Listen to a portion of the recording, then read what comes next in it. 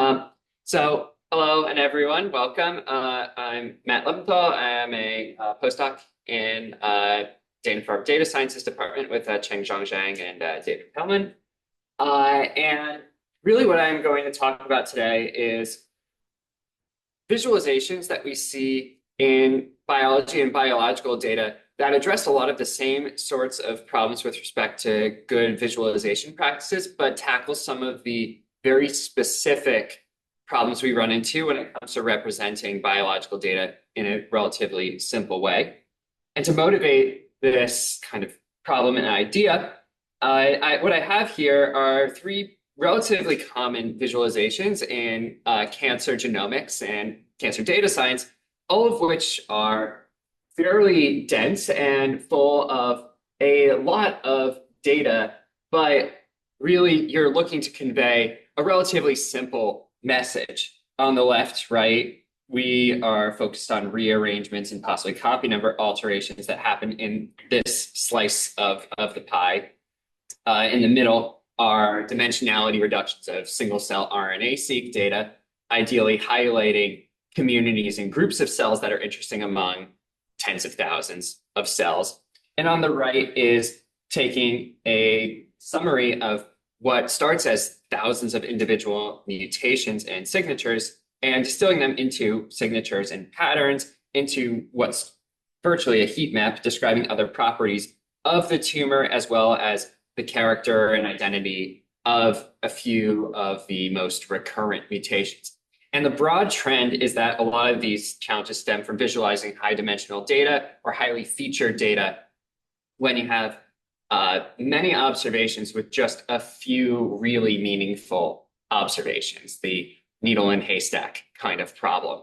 And so today I'm sort of talking about how a lot of principles of design get applied to when we're talking about specific problems in biology and how we represent them.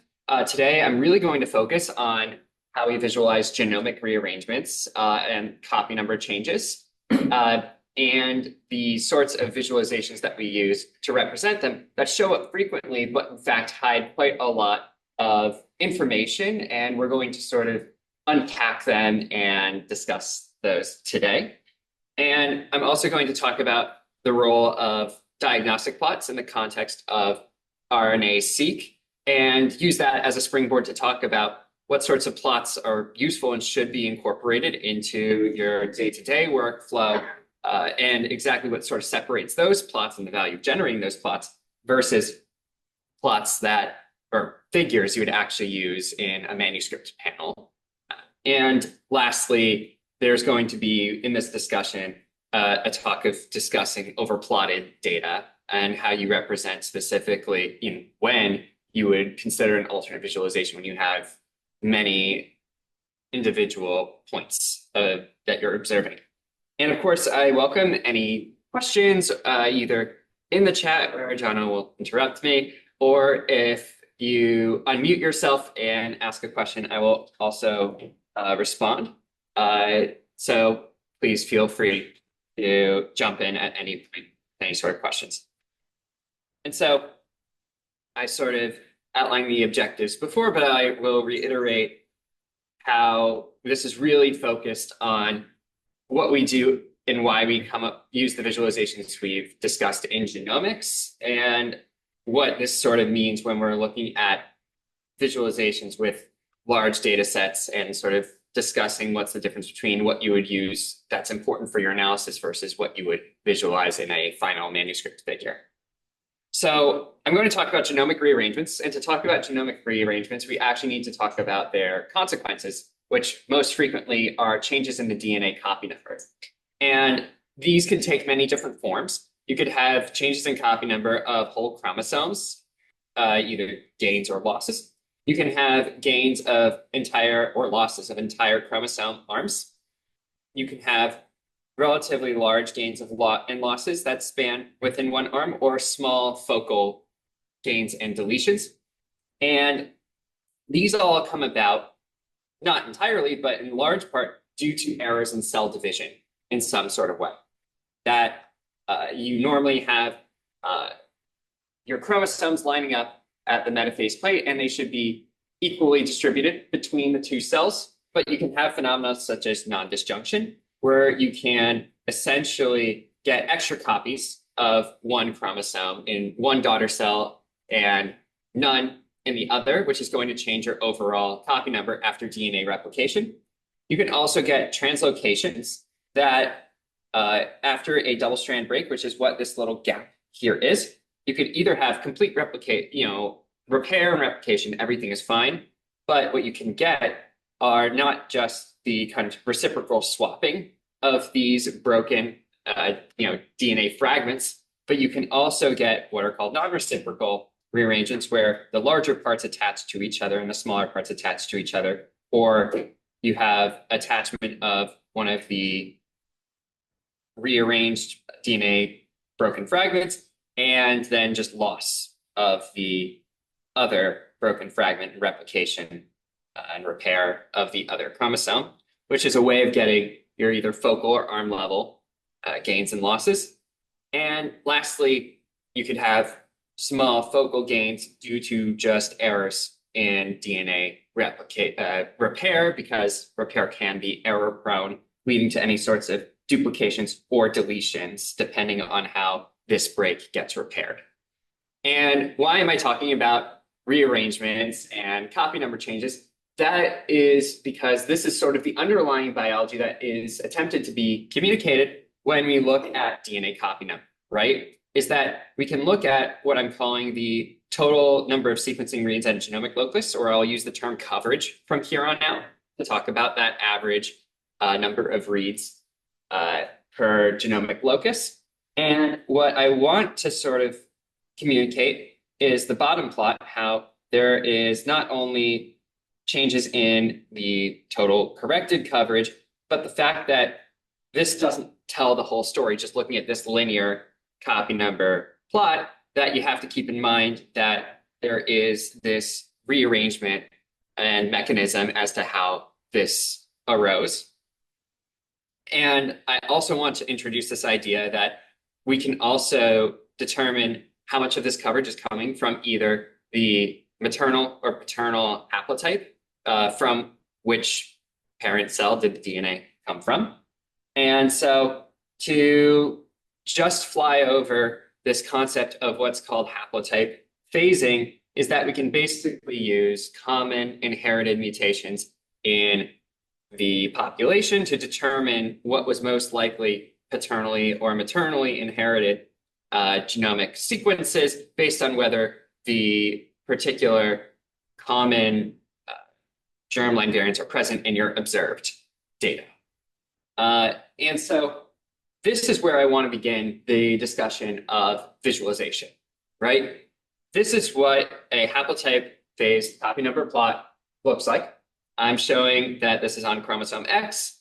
Each dot is a 10 kilobase bin or region of coverage, and that the y-axis is representing haplotype-specific copy number. The x-axis is genomic position in megabases. And so I'll open it up to either the Zoom chat or people in the audience to simply ask, what is it that you're seeing looking at this plot, and what do you think are some of the interpretations of what is being shown?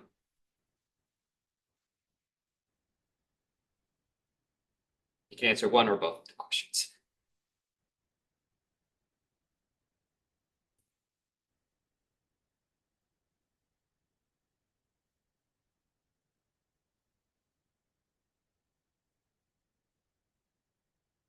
So perhaps to rephrase a little, right, that this is the X chromosome. We have either a parental haplotype, just A or B, selected arbitrarily, right?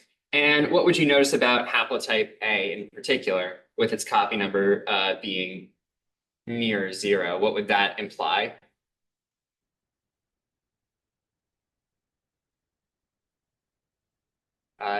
If you don't mind saying that just a little loud. No alterations. Aside from perhaps at position 60, there's some deletions.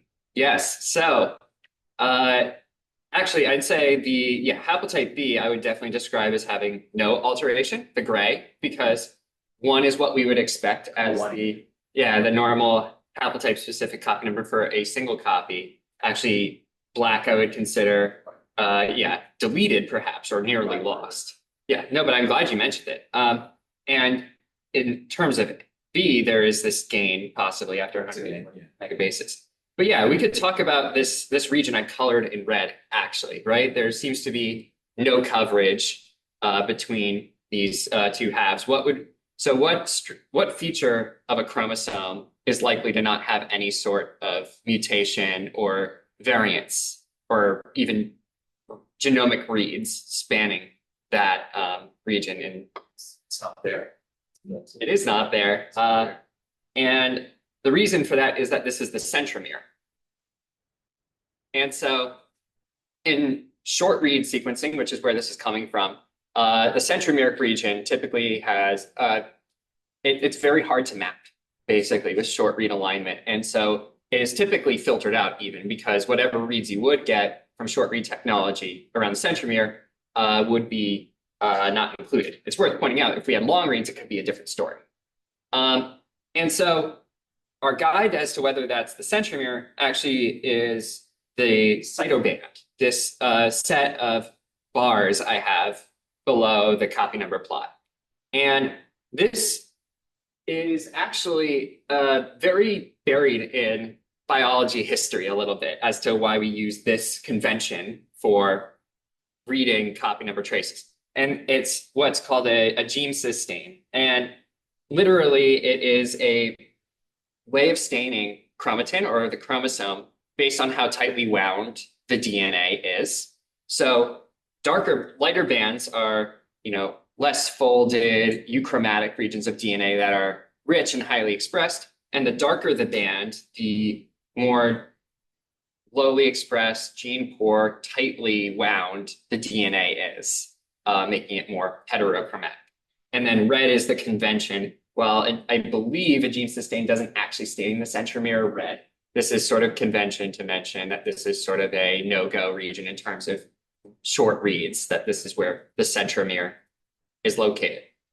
And so some of the, I'd say, strengths and weaknesses, let's say, if we're talking principles of data visualization of what's being shown here, is at least what is being communicated pretty clearly and what the focus is clearly on is on just the haplotype specific copy, right? You can pretty clearly distinguish from the colors selected, what is haplotype A versus haplotype B. The lines here do orient you to specifically the integer level copy states, which ordinarily dashes can be distracting in data. But here, I think it draws attention to the fact that you're primarily looking at integer copy number states.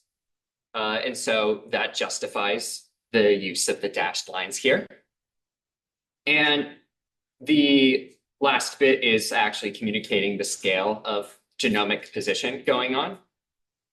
I will say, right, the lack of annotation of the cytoband here is convention that often, if I were to annotate exactly what the cytoband would be, it would be in conventions of how you annotate a gene sustain. So it would be, for example, an acentric fragment, but a few more arcane terminology describing exactly how dark the band is, that it's not a continuous scale, but rather a categorical scale of more heterochromatic and more euchromatic, which ultimately distracts from the message here. And so people typically end up with this style of visualization because they defer to convention, basically.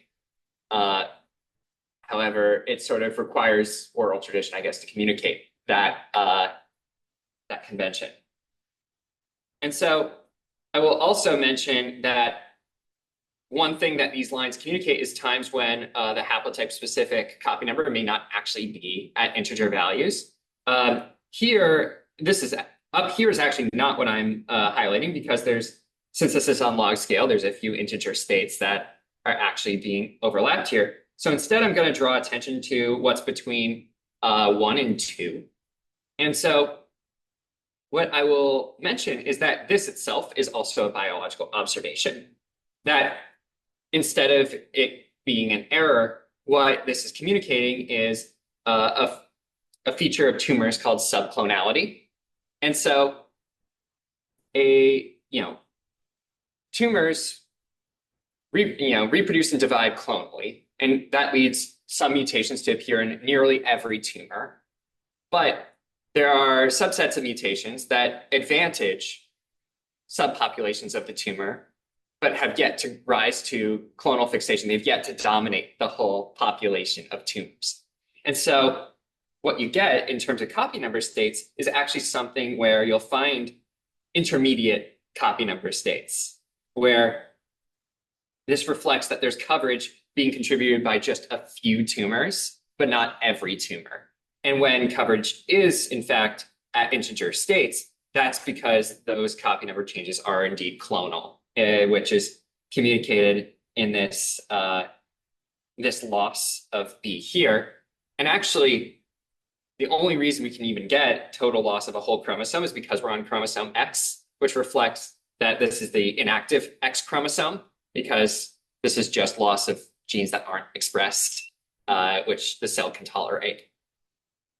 And so, again, on sort of design principles, I'm sort of pointing out how a few of the ways that we're guiding the viewer in looking at this plot is helpful in communicating some very specific biological insights, and that these things can be communicated with a kind of simple description of the features that we're seeing here. But as I mentioned, the linear copy number plot isn't the whole story. In fact, you don't get just random oscillating copy number patterns just because of, maybe a DNA replication error or something. There have to be double-stranded breaks and rearrangements of the DNA in order for this to occur, because this is fairly complex. Sorry, I got ahead of myself, but I will simply bring us to a plot that vexes many in the Circos plot. And I will actually, before I describe what I'm seeing with the Circos plot, could anyone tell me what they may see in the absolute simplest terms?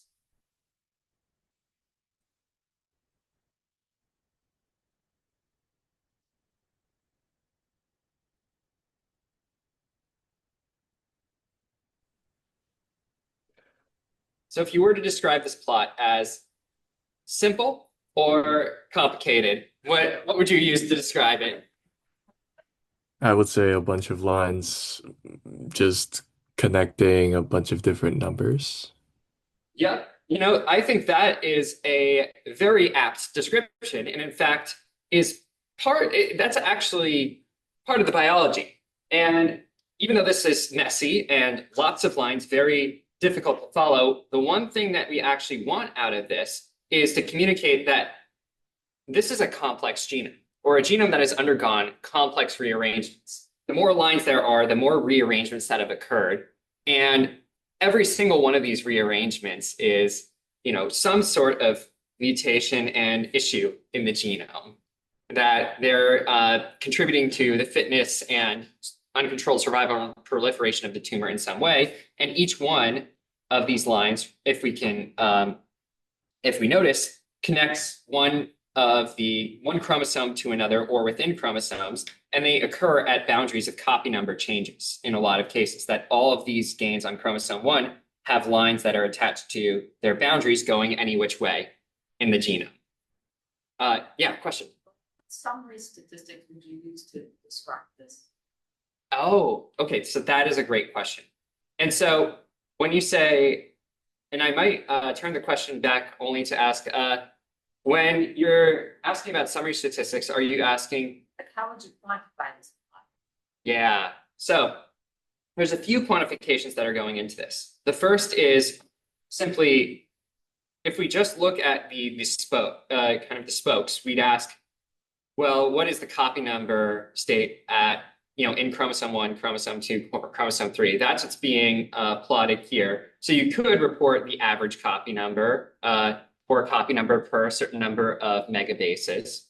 And then you would also report for each copy number boundary, where does that breakpoint at the boundary of the copy number change go to in the genome? Does it go to somewhere else in chromosome 1? Does it go to chromosome 22? And so you could do a ratio of intrachromosomal rearrangements to interchromosomal rearrangements, for example.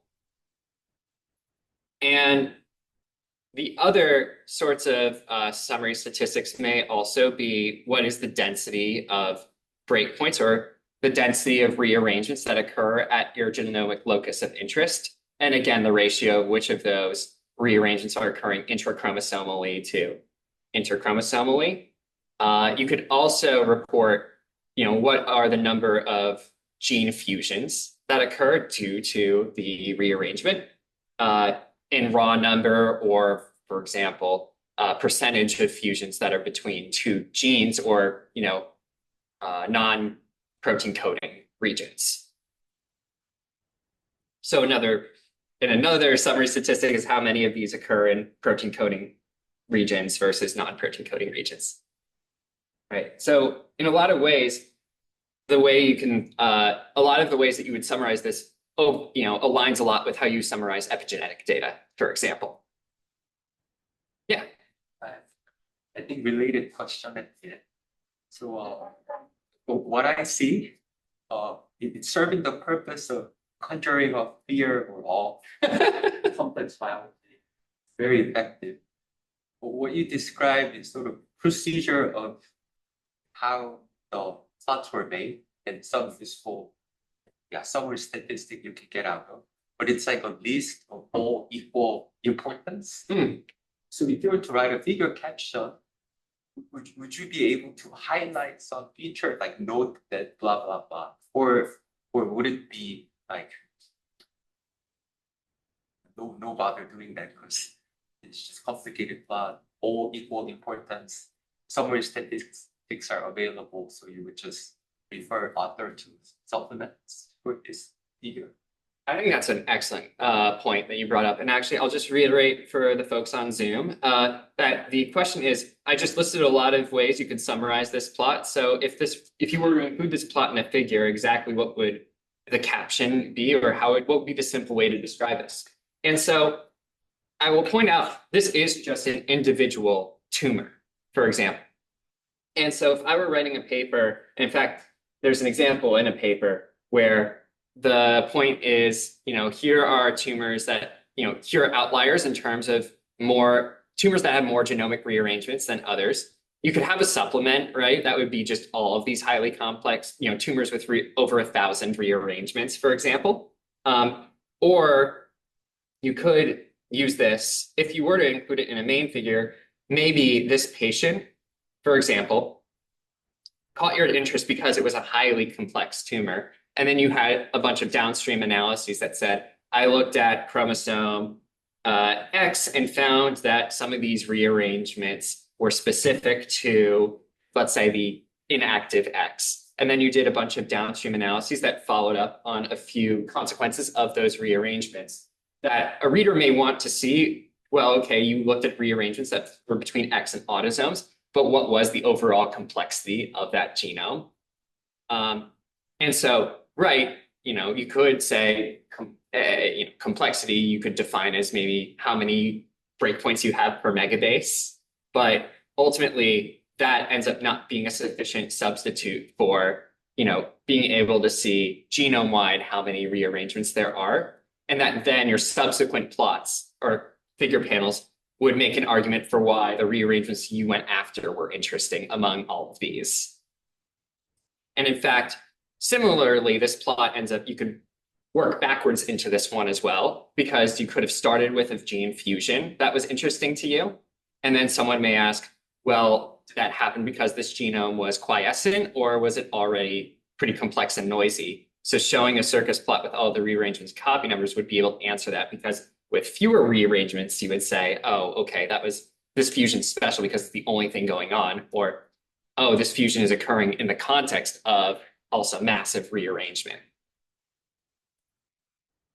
And so here's actually another example where the genome is much quieter to the point where you could say it looks like all of the rearrangements we might be interested in are occurring either between chromosome X and 21 or between chromosome 2 and 3, right?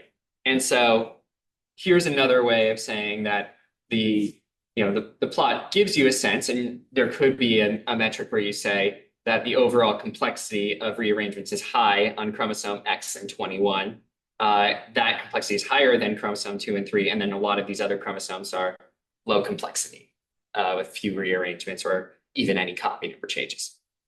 I will mention I've used gray bars to indicate that there's no coverage either in the centromere, because there actually is no coverage up to a certain point of some of these chromosomes. And so I will just kind of use this to take a step back and mention that this is sort of a way where we're highlighting a few specific events, why they occur with respect to copy number changes, and then the rearrangements that lead to them. And doing so in a way that relies a little bit on, or requires a little bit of biological background to fully understand, but the simple elements of it looks like, for example, these elements are being connected together in some way, and that each connection seems to correspond with some sort of change in these scatter plots here, representing the copy number, sort of helps you pick out signal from, actually pretty complicated events, or even identify the complicated events you would want to dive into even more when you're looking at into genomic data. I will pause if people have any sort of questions before I kind of move on to sort of the role and function of diagnostic plots and how we would contrast them with what we look at in manuscript figures.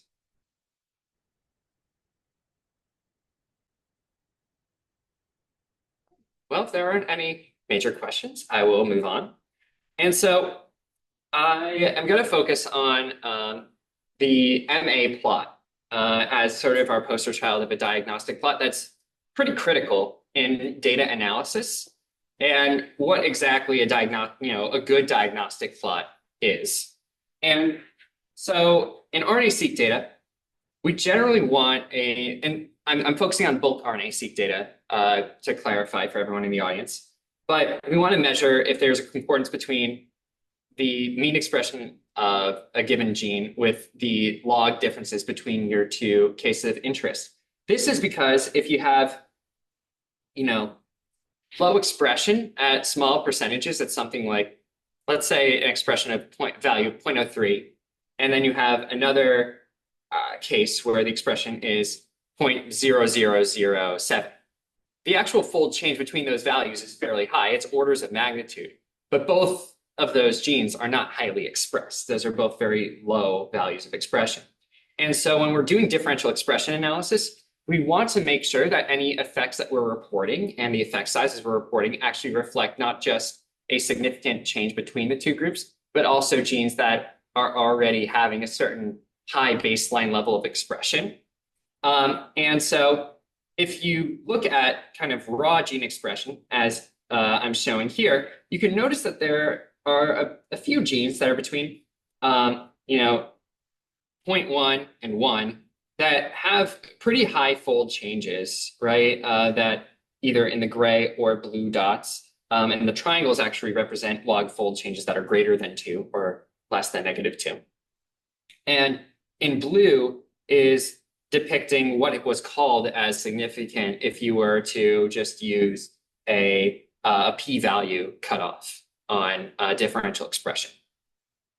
And so what we want to implement is a family of methods called effect size shrinkage, or just shrinkage, to reflect, or rather transform the fold changes to reflect whether or not they are coming from, genes with a real baseline expression, or a baseline expression that is characteristic of simply a basal background level of expression.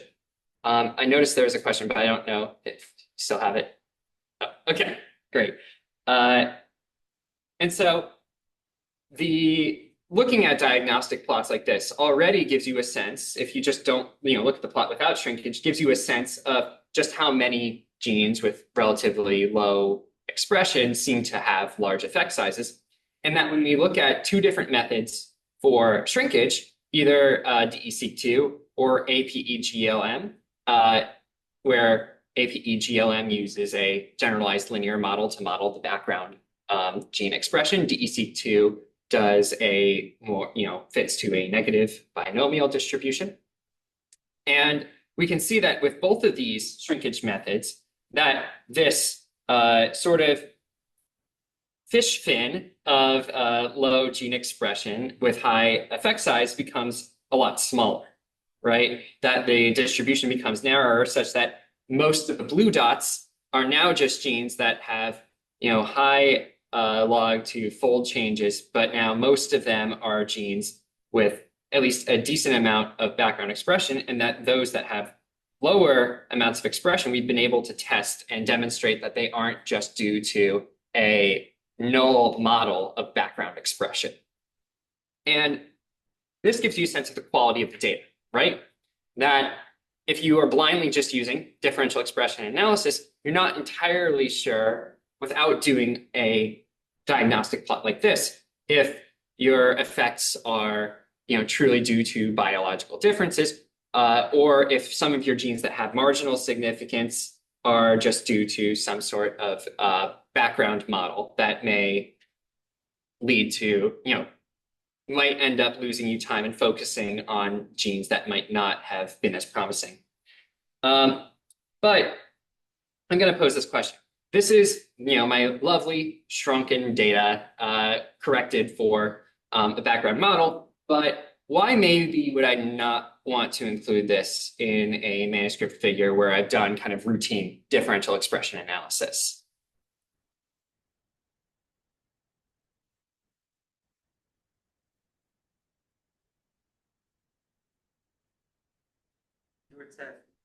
Also the story that you want to present, that story comes out of data. This just confirms that your data is useful.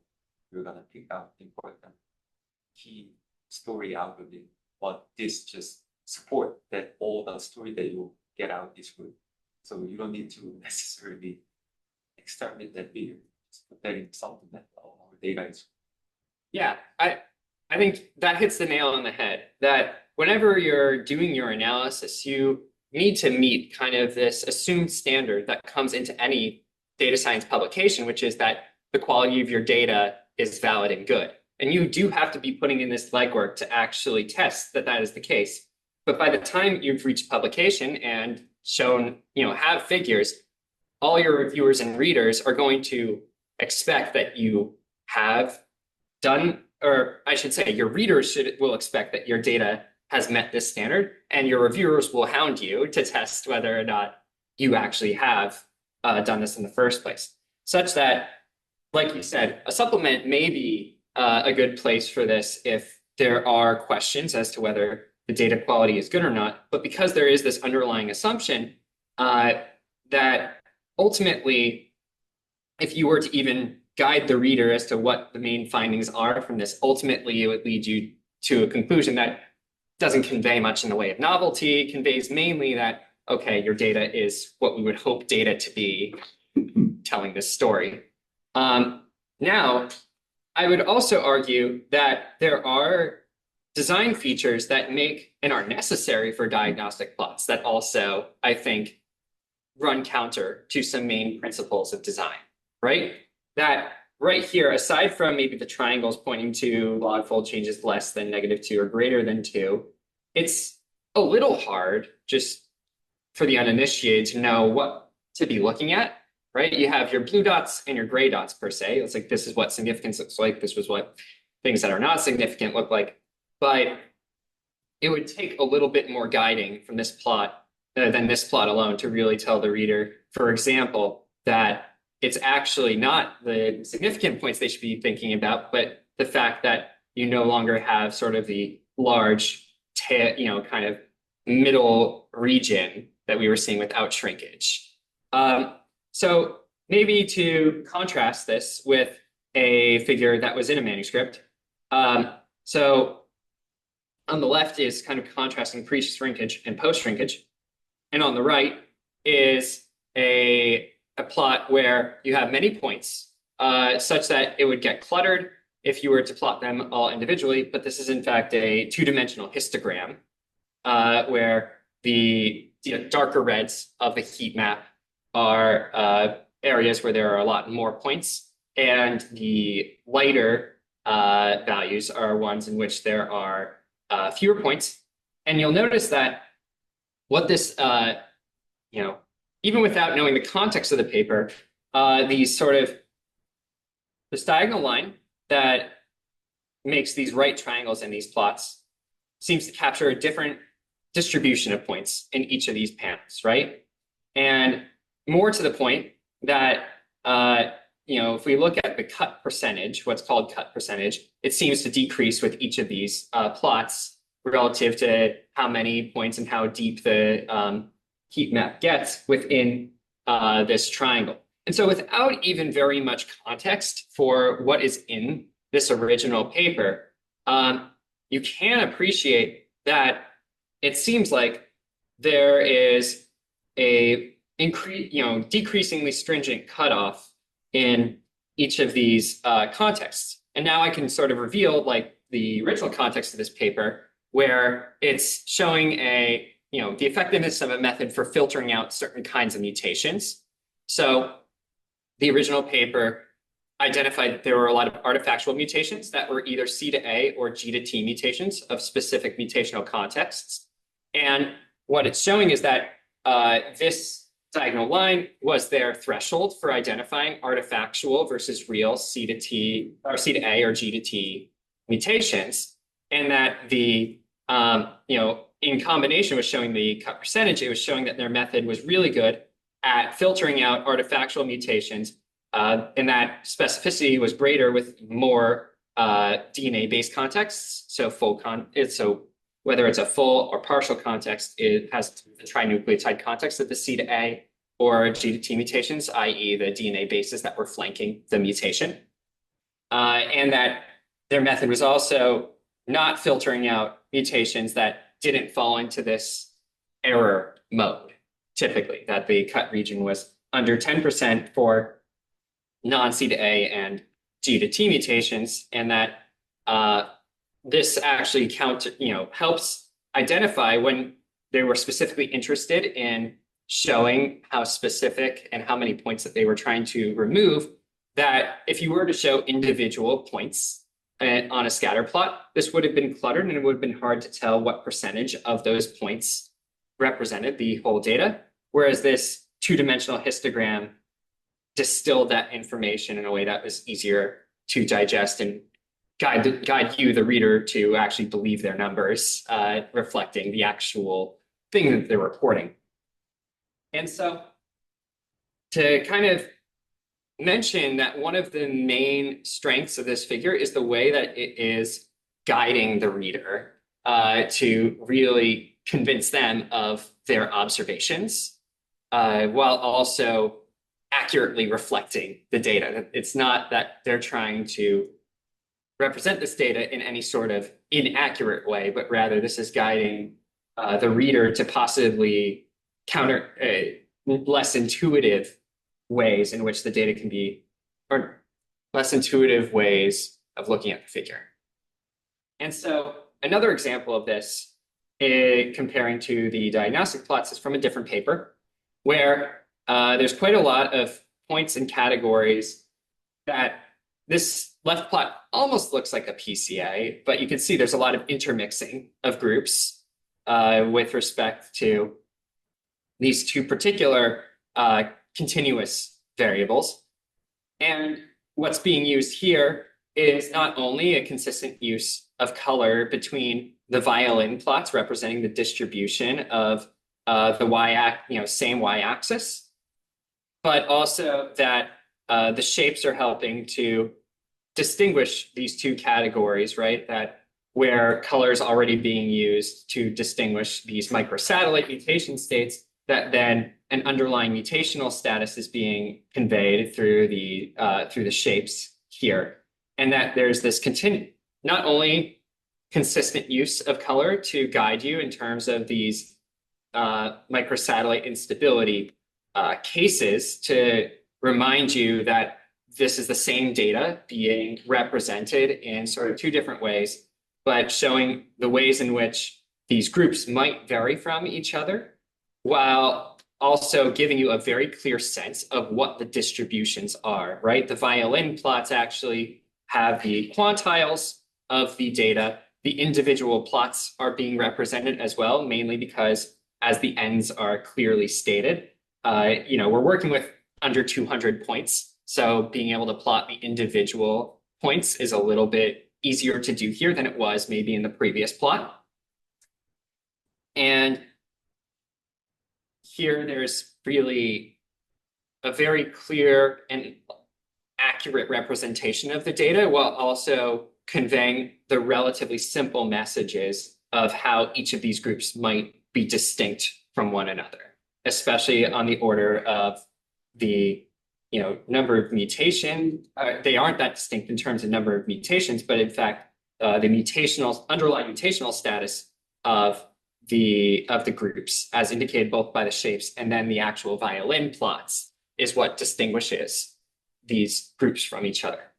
I also do want to make a little soapbox, I might call it, that when arranging, there's a really good illustration of how figures are arranged with this plot, that not only is the y-axis shared and is on the same log scale, but these x-axes are actually, if you were to draw a straight line through them, would intersect both of these lines.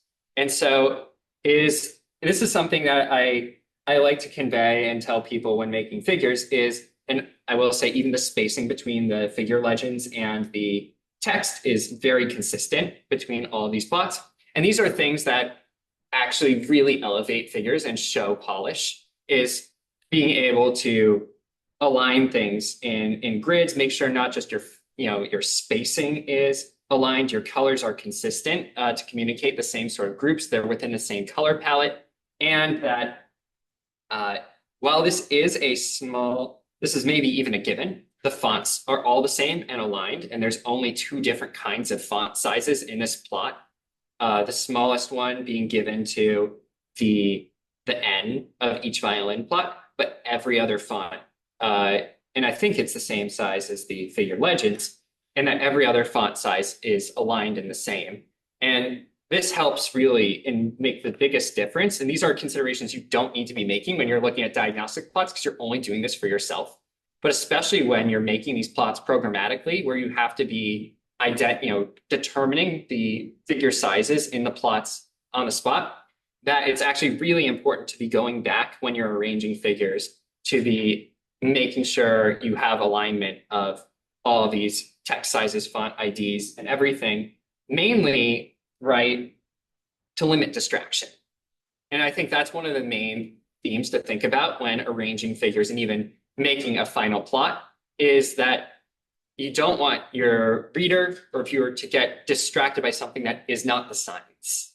And so every other element that is distinct from each other, if there is any way that they are distinct, it should be for some sort of biological or scientific reason, and anything else should be uniform. And I think that is one of the, kind of one of the guiding principles I want to communicate in this example, and what really distinguishes a plot from a figure. So maybe you'll hate me for this, but I have a little activity, which is now, on the left is a plot from a published figure. It's actually the same one as that I showed before, but it's a different panel. And I want to kind of open it up to the room and ask what you see in this plot, and what ways you think you would improve this visualization. Or what are some of the strengths and weaknesses, I should say. I realize I'm kind of throwing it under the bus immediately.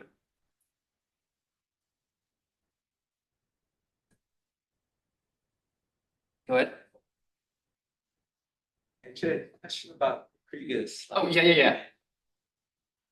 So if you were to write a method paper, say APE GLN. Yeah. for that paper to showcase their novelty and whatnot, that three previous figure, like low shrinkage, DC2 shrinkage, GLM shrinkage, that decrease of the gray stuff. I think that's very striking.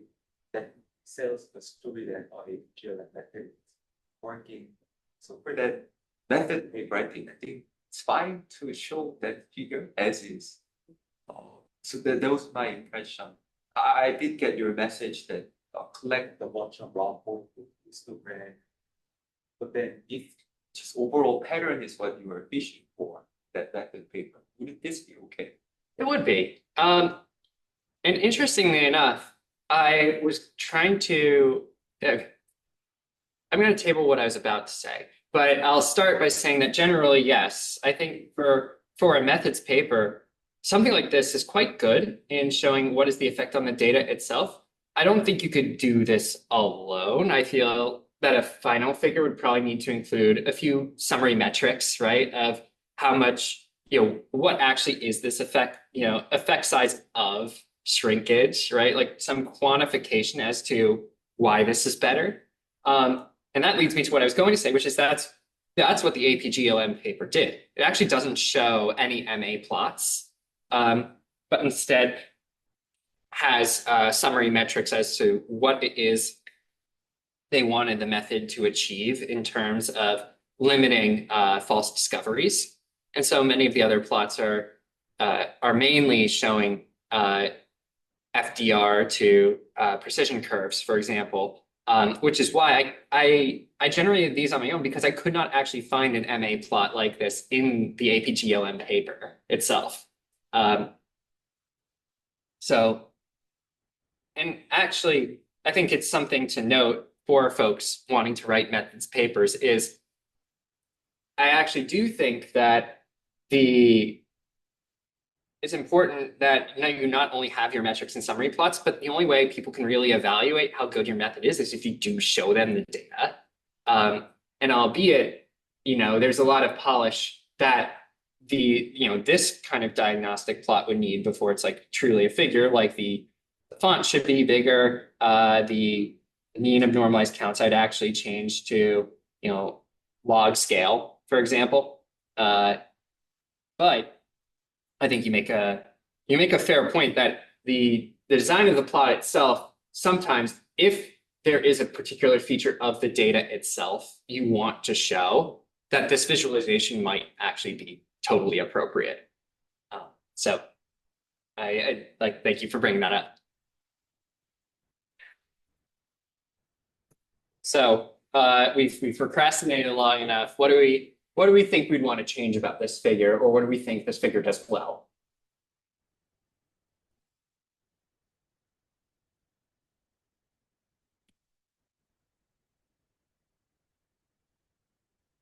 So I might start by saying, for the statisticians in the room, how is this pie chart not bothering you? Right? Understandably, it does, we are communicating that the blue slice, we want to show the blue slice is lower in the right plot than the left plot, because that's what this method filters out, is these C to A mutations. So the fact that the blue slice is smaller, almost supports the use of a pie chart here. However, the fact that these y-axes, or z-axes, excuse me, are on different scales, even though we have a labeling of these, what exactly every one of these, quadrants should be, it takes a little bit of time to actually know that these match up, and it's a lot harder to perceive things in 3 dimensions than 2 dimensions. So what if there is a 2-dimensional visualization for this mutational signature? On the right is more or less a solution to this kind of problem, is what a 2-dimensional projection of a mutational signature looks like. It's not the same plot, right? This is from a different paper, but it is doing something similar to what the Costello et al. Paper is doing, of trying to decompose and deconstruct where each mutation is coming from. So SBS is just a different kind of mutational signature. on the top for these individual patients is this spectrum of mutations, and each row below indicates what kinds of mutations and mutation signatures make up the overall spectrum, so that you can appreciate how if you were to add, just take the linear combination of each of the individual rows that line up with which SBS or DBS or mutational signature they belong to, that you would eventually get the sum of what the spectrum of the mutations are. And so actually doing a better job of kind of forcing you to rely on the pie charts to help you make sense of the different y-axes that are going on. I should also mention this plot on the right does something I had mentioned I like already, which is adhering to the grid structure of any sort of X or Y axis, that the DBS lines that we see in the middle, on the right, there's 3 fewer signatures than on the right. And instead of centering that line, the line of the first signature is parallel to, I believe lines up with the line of DSP2 on the left. Again, eliminating and mitigating distractions so that your eye can do exactly what I was mentioning before of simply taking the linear combinations of each of those individual lines in order to make the, what comes above. And so, naturally, the field has moved away from looking at mutational signatures in a 3D plot than a 2-dimensional plot. And this actually sort of illustrates why it's much simpler and easier for the eye to be able to, line up with the author's conclusions and believe, either believe or scrutinize their arguments. And while this may not have been perhaps the traditional design talk, I hope that folks have appreciated being able to look at some of these very common cases in biology that are honestly pretty difficult figures to understand, to then kind of really not only know how to use them yourself, but then be able to kind of take a lot of the same basic principles of design and apply them to more complex and complicated, to the kind of complicated edge cases that show up in biology, I should say. And so hopefully from today, you have been able to gain a greater understanding of exactly how genomic rearrangements are understood and visualized and copy number plots, and can face a Circos plot without fear. And also understand how we kind of get from, and the importance of the many plots we make in our day-to-day and how we transform those visualizations into figures that communicate our arguments in the clearest and least distracting way to readers. And so I've also provided a set, kind of a works cited of packages that I had used for visualization and analysis for everyone else as a caveat. So, I mainly used R for most of the data manipulation and visualization.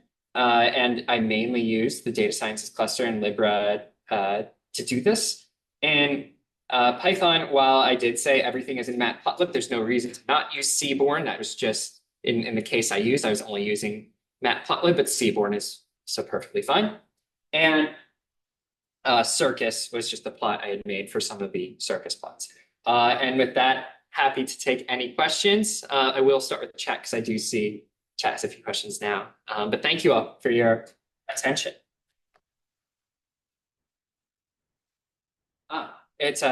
So I guess it wasn't a question, although thank you to Diego for participating in what was going on at the centromere in the plot or in the copy number plot.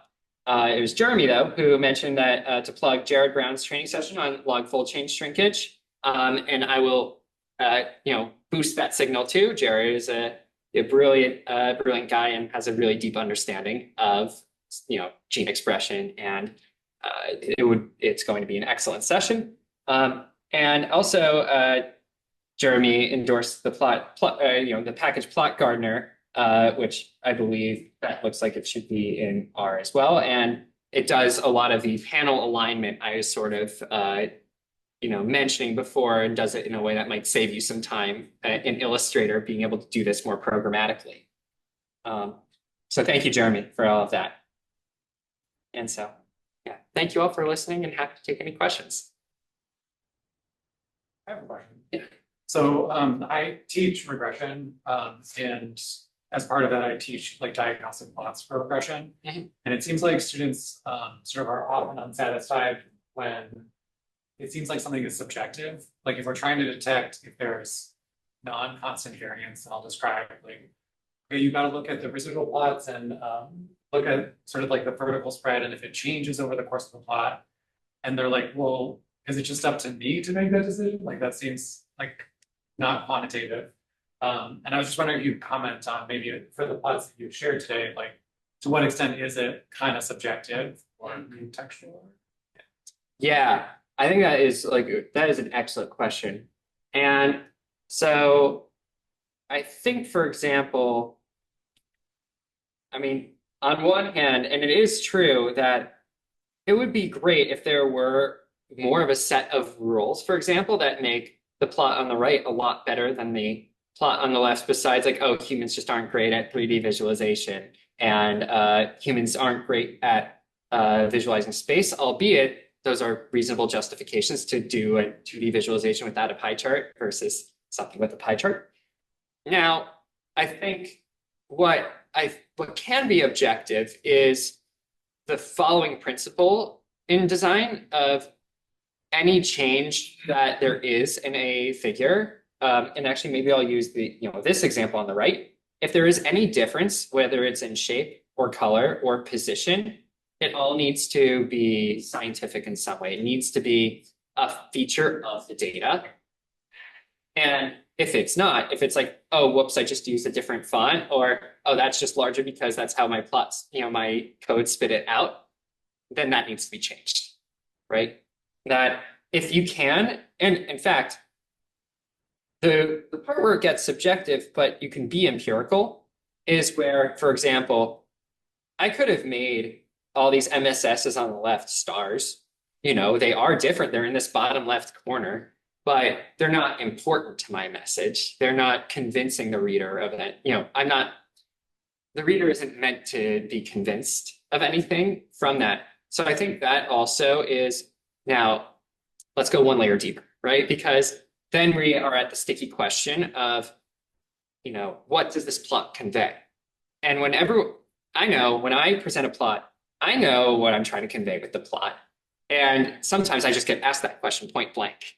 And when I go and describe just in words what it is I'm trying to convey in the plot, then if you're met with, or if someone says, yes, but what about XYZ other thing that is in your plot?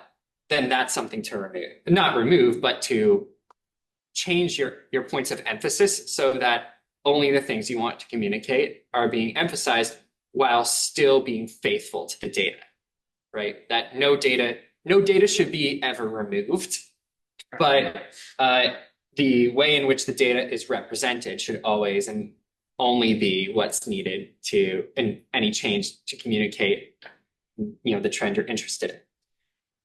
Because at a certain point, for example, you could have a metric, right, for all of these things until someone accuses you saying, well, you only use this metric so that it could then support this very arbitrary thing that you meant to do. So that is another consideration, is, only really use, I think, a metric that is, either standardized or not totally invented just to justify a strange idea.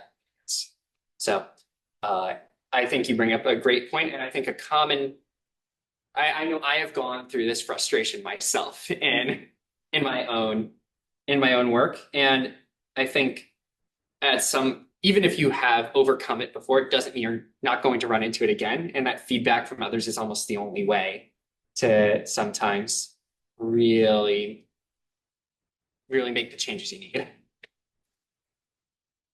I see there is chat. Oh yeah, someone asked, back in the Circos plot, It did show a rearrangement with Y despite seeing being an XX genome. I might be misunderstanding the plot. Oh, I know what you're talking about. It is an XX genome here. And so that rearrangement is on like the border of X, and Y has no coverage. Like it does, in fact. Well, actually, there's two reasons for this. Y does have no coverage. That is correct. Because it is a female tumor. There are regions of X called pseudo-autosomal regions that sometimes map to regions of chromosome Y. Newer genome alignments know not to do this, but this was an older genome alignment where the breakpoint was accidentally mapped to Y when it was supposed to be mapped to the pseudo-autosomal region of X. So actually, for the sake of polish, I really shouldn't show that. So thank you for making me aware of that oversight. But that's the explanation for why this arc appears to end up in Y. It is supposed to be an X. You're welcome.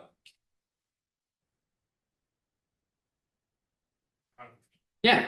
For, I think your very first plot. Yeah. So it's very clear all the way up the right that those gray dots are right around that 2 horizontal line. Mm-hmm. But then around the genomic position labeled 90, there's like a slight deviation. So is that just sort of randomness, or is that a meaningful deviation from the one? This is a good point. So this region of the genome ordinarily maps poorly. Like it's actually difficult to get good genomic reads in this region. And so this is actually technical variation. Now, what if, for example, I saw this trend and it wasn't in a region that was like poor mappability is probably the next question. And that would be, I think the first thing, if I saw specifically this trend that kind of oscillates, is to confirm it's not an issue of normalization. So, for example, does the matched normal of this tumor have this pattern too? And in which case I would use a regression model to correct for that effect. And if that does not actually correct this that region, then it may in fact be due to some subclonal complex event. Yeah, but no, this is yeah, I'm glad you pointed out, because that is a facet of the data I run into. Yeah. Thank you all for your time, attention, and great questions. I hope everyone was able to learn and get something out of this, and maybe even was a little entertained. So thank you all.